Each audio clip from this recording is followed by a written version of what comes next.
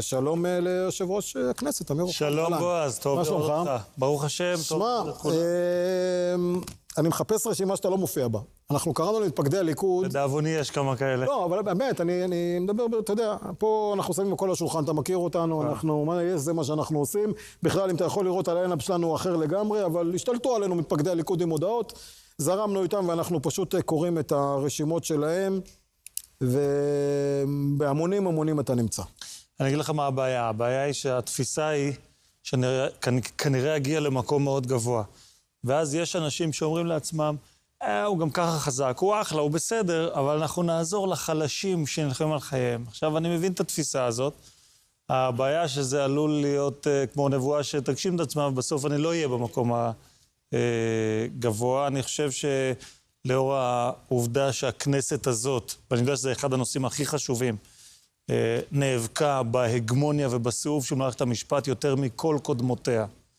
ואני, למשל, ברגע זה ממש מפר פסיקה של בג"ץ, שאומר, הכנסת תקיים בחירות חוזרות, פסיקה שניתנה בחוסר סמכות בניגוד לחוק, הכנסת תקיים בחירות חוזרות בהקדם האפשרי למבקר המדינה. אתה מפר פסיקה בלתי חוקית של בג"ץ. נכון, בדיוק, נכון.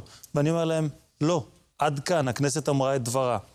אז אני חושב שהמאבק הזה שמאוד מאוד מפריע וחשוב לאנשים שלנו, אמור למקם אותי ברשימות שלהם. אני מקווה שאכן כך יהיה, ושלא תהיה איזו שעננות שלא ירשמו את השם שלי. כן, כי אתה יודע, יש את השלב הזה, ואחר כך השלב שצריך גם לנצח את הבחירות האלה.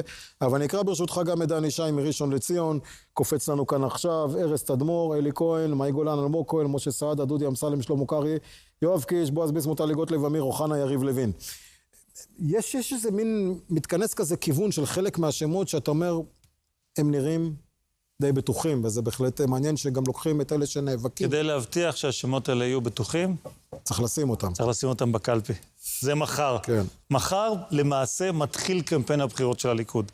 ברגע שמסתיימים הפריימריז, כולנו מקבלים את דין הבוחר, מיישרים קו ומסתערים לעבר הניצחון, והדרך לניצחון בבחירות הכלליות עובר, כמו שאמרת, ברשימה טובה, איכותית, מנוסה, שמחזיקה בהשקפת העולם הנכונה, ושיכולה להוביל את הדברים. כי אתה יודע, הבחירות האלה מאוד מאוד קשות הפעם, הפריימריז הזה, כי הוא מצומצם, הנסיבות וכל הדברים האלה, ויהיה באמת קשה להתברג, אבל... אבל יש דרך להכניס גם את אלה שפחות יצליחו בפריימריז, והיא להביא הרבה מנדטים לליכוד. ואת הדבר הזה אנחנו נעשה בכל הכוח, החל ממחר, למעשה, ברגע שהפריימריז מסתיימים, כי זאת המשימה החשובה בסוף, להמשיך להוביל את מדינת ישראל בכל השדות, בשדה המשפטי, בשדות הקרב. ראינו את השינוי של המפה של המזרח התיכון, שהתחולל פה בשנתיים וחצי האחרונות, והכל זה לא היה קורה בלי הנהגתו של בנימין נתניהו כראש הממשלה, זה לא היה קורה. אנחנו יודעים, אנחנו לא צריכים לנחש, כי בקבינט היו גם אחרים שאמרו, והם היום מתמודדים מולו לראשות ממשלה, אל תיכנסו לרפיח, אל תיכנסו לעזה, אל תלכו על הרפתקאות באיראן. צריך להבין את הדבר הזה. יש פה ימין ושמאל, יש פה השקפת עולם, וכדי שנוכל להמשיך לפעול מול אויבינו, אסור שתקום פה ממשלה שנתמכת אפילו מבחוץ על קולותיהם של אלה שלא מסוגלים להוציא מהפה את המשפט, חמאס הוא ארגון טרור. כמה זה פשוט, כמה זה טבעי, כמה זה בנאלי. לא מסוגלים לומר את זה. זה נראה שהבחירות הקרובות, זה לא נראה, הבחירות הקרובות למי שאולי בבית לא מבין את האירוע הזה, הפעם זה סופית. מדינת ישראל או מדינת כל אזרחיה. זה סופית. אין יותר מה שעשה בנט אז חלקי, ואז אנחנו, כאילו, הציבור שמאס בזה הצליח. הפעם, עם חבורת אייזנקוט ובנט, הולכת לאירוע הזה ולוקחת את הבחירות בגלל כאלה של הקנאה, השנאה, לא משנה. ברית המשרתים. כן, או כל המצאות האלה. ברית המשרתים, כן. איפה משרת מנסור עבאס, בגבעתי או בגולני, רק תזכירו לנו. אתה צודק. בגמזי, כמו בזה של איך קוראים לזה, כן. אתה צודק מה שאתה אומר. ואולי אנשים באמת לא מבינים את האירוע הזה. אני חושב שרבים לא מבינים, התפקיד שלנו יהיה להסביר להם אותו לקראת הבחירות הכלליות, שהבחירה היא בין אלטרנטיבות קיימות. כלומר, זה לא מי יותר נחמד, מי המחנה שיוביל ומי המחנה שיהיה באופוזיציה. בקדנציה הבאה ימונו למעשה רוב שופטי העליון, יועץ משפטי לממשלה, פרקליט מדינה, ראש מח"ש. עכשיו מי ימנה אותם? אנשי המחנה הלאומי. או גלעד קריב? זאת השאלה. זאת השאלה אחת השאלות שעומדות בפני, מי הוא הריבון? האם אנחנו מחזיקים בתפיסת העולם שאומרים, גדי איזנקוט ואחרים כאן במחנה הוא, אנחנו מקבלים על עצמנו את עליונות מערכת המשפט, אנחנו נעמוד כחומה בצורה, לבל יהיה איזשהו שינוי במערכת המשפט, או שאנחנו אומרים, צריך תיקון עמוק במערכת המשפט, צריך להשיב את האיזונים והבלמים שנעלמו לגמרי. היום יש רשות אחת שאין עליה לא איזונים ולא בלמים, זולת אלה שהיא מפעם לפעם מועילה לגזור על עצמה. ואני אומר לך, בועז, אילו חלילה יעלה בידם להקים ממשלה, הם הולכים לחוקק פה ב100 הימים הראשונים, שורה של דברי חקיקה אנטי-דמוקרטיים, שיקבלו גיבוי מלא ממערכת המשפט, שהדמוקרטיה ממנה והלאה, לפחות נכון להיום, שמטרתם להרחיק אותנו מהשלטון להרבה מאוד שנים. בין היתר, סגירת הערוץ הזה שאנחנו מופיעים בו עכשיו. למה? חד וחלק, בכלל זה לא שאלה, זה סגר מיד, כן. הם לא יגידו, אנחנו סותמי פיות, אנחנו פשיסטים, מה פתאום? אנחנו דמוקרטים, אבל העם הזה צריך לאחד אותו, הוא מפולג. אנחנו כבר הגענו, ולכן הערוצים שלשיטתם, כך הם יאמרו, עוסקים בהסתה ובפילוג, לא יהיו. וזה פירושו של דבר שהדעות שלכם, הצופים שלנו, שרואים אותנו עכשיו, תהיינה לא לגיטימיות. הם לא יוכלו לשמוע אותם. אלה דברים שאין לי ספק בהם, שאם יעלה בידם להקים ממשלה, זה מה שיהיה. זאת הסכנה הגדולה שאיתה אנחנו מתמודדים, ולכן עם כל עיקומי האף ועם כל התזוזות הלא נוחות בכיסא, ויש מקום לביקורת. בועז, אנחנו יודעים שיש מקום לביקורת, גם לי יש ביקורת על חלק מהדברים שנעשו. אנחנו חייבים ביום הבוחר להתגייס, להביא כמה שיותר קולות, שכנים, חברים, משפחה, כדי שהמחנה הלאומי ימשיך להוביל את מדינת ישראל, וחלילה לא נהפוך, כמו שאתה אמרת, למדינת כל אזרחיה, כי זאת באמת סכנה. יש שם אנשים שתומכים במדינת כל אזרחיה. זאת אומרת, אין את הזהות היהודית של המדינה, אין את הזהות הלאומית של המדינה. היה ותצליחו להרכיב את הממשלה הבאה. מה הכוונות שלך? איזה תפקיד? מטבע הדברים... אנחנו יודעים מה מעניין אותך, ואנחנו גם יודעים איפה אתה נמצא היום. מטבע הדברים, ככל שאקבל מקום גבוה יותר בפריימריז, אז גם תהיה לי לגיטימציה לבקש תפקידים יותר בכירים, ואני מקווה להיות באחד התפקידים הבכירים, ללא ספק. זאת אומרת, אתה לא כרגע מסמן איזו מטרה, אומר עליה אני אגיד לך, א', לא, וב', גם כשזה יהיה, זה יהיה רק אחרי שננצח בבחירות.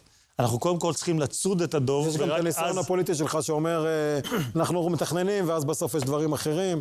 ועוד משהו אני אגיד, גם לכשבעזרת השם ובעזרת הבוחרים אנחנו ננצח את הבחירות, אני אומר את דבריי לראש הממשלה ולא לכל העולם. אתה יודע, לי מדי פעם אומרים לי, בוא תצטרף לרשימה כזאת או אחרת, אלא אישית, זה לא מעניין אותי, אבל אני מקנא בך בדבר אחד. אתה מתכוון ממרץ, מהדמוקרטים, חדש, לאן מציעים? מבנט.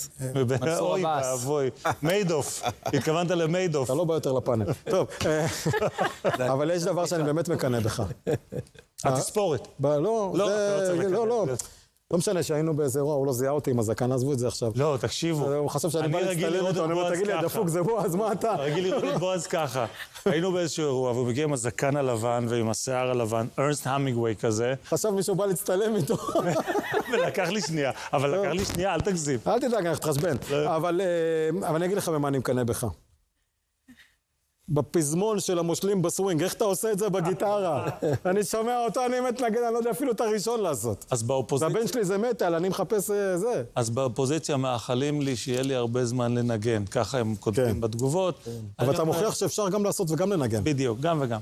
כמו שהם אמרו על נתניהו, הוא לא יוכל להיות גם במשפט וגם מנהל, והוא עושה את זה יותר טוב מכולם. והנה, עם יד קשורה מאחורי הגב, הוא שינה פה את פני המזרח התיכון, היכה את אויבינו, חיסל את נסראללה, את סינואר, את דף, את הנייה, את חמינאי וכולי. אנחנו בטוחים שהדבר הזה לא היה קורה אלמלא נתניהו, ואני אגיד לך עוד משהו. אין לי ספק שהמאמצים ארוכי השנים של האיראנים להגיע לנשק גרעיני, היו מצליחים אלמלא אדם אחד ששמו בנימין נתניהו, שלאורך השנים זה היה קרב חייו. אני מזכיר לך שאפילו מה שנקרא במחוזות שלנו, לעגו לו ואמרו, די, איראן, איראן, איראן, איראן, איראן. יש נושאים אחרים. אגב, יש נושאים אחרים, יש נושאים חשובים. אבל זה החיים עצמם, מה שנקרא. ואם לא עושים, אז גם המוות לצערנו. וברוך השם, שראש הממשלה הוא נתניהו, ואנחנו מקווים שכך ימשיך גם להיות. בעזרת השם. דודו רוצה... תודה, כן. אני אשמח להגיד משהו בנוכחותו של אמיר. אתה שמת לב בו, אז 90% מהזמן שאמיר דיבר פה, הוא לא דיבר על הפריימריז מחר בבוקר. הוא דיבר על האידיאולוגיה, הוא דיבר על הדברים החשובים שמדינת ישראל צריכה לטפל בהם בקדנציה הבאה. וזה בדיוק מה שהציבור הליכודי מחפש. לא סתם שמו של אמיר מככב ברשימות ובהמלצות, גם בהמלצות האישיות שלי. אנשים מחפשים אידיאולוגים, אנשים עם כישורים פוליטיים וניסיון, אנשים עם נחישות לממש וללא מורא. ארבעת הדברים האלה, ולכן אני חושב שאמיר שיושב פה איתנו, ניחן בארבעת הדברים האלה, ולכן מאחל לך בהצלחה מחר. שאלה קטנה, ראש הממשלה הגדיר לפני שבוע כיעד הקמת ממשלה רחבה, לאומית. אתה חושב שזה יכול לקרות, ועל איזה בסיס, ועם מי בכלל? קודם כל, אני חושב שראש הממשלה התכוון לכך שחלק מהמפלגות שאינן בקואליציה היום תצטרפנה. אני חושב שהאתגר הזה יהיה אתגר, כי יש קווי יסוד לממשלה, וכמובן צריך קודם כל להסכים לקווי היסוד של הממשלה. אני חושב שאחד מקווי היסוד המרכזיים זה תיקון מערכת המשפט. עכשיו, נכון להיום כולם מצהירים שהם נגד. אני אומר לך, שאם אתה מחבר אותם לפוליגרף, הם אמרו את זה בעבר. רוב חברי הכנסת בעד תיקונים מערכת המשפט. ליברמן אמר את זה ובנט אמר את זה, ואפילו לפיד. בדיוק. אז לכן יש בי אופטימיות שהדבר הזה יתאפשר. אני חושב שזה טובתה של מדינת ישראל, שתהיה ממשלה כמה שיותר רחבה ויציבה. שים לב שהכנסת הזאת מילאה את ימיה. זה הפעם הראשונה מאז שנות ה-80. זה יעד ראוי שצריך לשאוף אליו. לא ללכת לבחירות כל שנתיים, או כל שנה וחצי, ולכן אני מקווה שיעלה בידו של ראש הממשלה, אבל זה תלוי אם יהיו לנו 61 מנדטים. אם יהיו לנו 61 מנדטים, יהיו מצטרפים. אני קובע ואומר לכם, יהיו מצטרפים. אם לא יהיו לנו, אז זה יהיה יותר קשה. כן, לצד השני אנחנו כבר יודעים להצטרף ומי נמצא בפנים. בדיוק. יושב ראש הכנסת אמיר אוחנה, שיהיו בשורות טובות. מה אתה עושה לנו לקראת קבלת שבת הבאה? איזה... יש לי כבר כמה... רציתי להגיד לך פינק פלויד, אבל יש שם איזה אחד מהבול. אני מקווה שזה יהיה רלוונטי, We are the champions, נכון? אני מקווה. בסדר. נראה מחר. תן לנו על סטיוארט, Hero of the Cat. וואו, איזה סולו אדיר. איזה סולו אדיר. יש גם לדויד באוי אחד בזיגי סטארדסט, לא חסר... אני אוהב את הסולו הזה. יאללה, זרמנו? Hero of the Cat. יאללה. סגרנו. אם לא, אל תצביעו לו, אבל זה יהיה רק אחרי, טוב, לא יודעים. אמיר אוחנה, תודה. תודה רבה לכולם. שנחייך ונצחק ונדבר על דברים כאלה כל הזמן.